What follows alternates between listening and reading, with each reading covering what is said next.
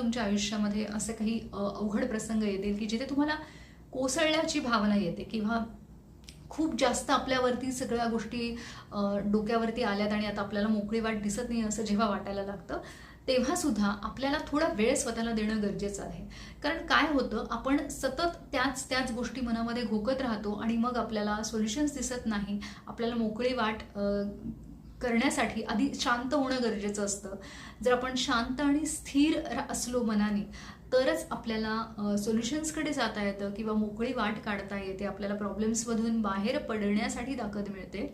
त्यामुळे आपल्याला इथे एक गोष्ट समजणं गरजेचं आहे की ही आपल्या आयुष्यातली एक फेज आहे.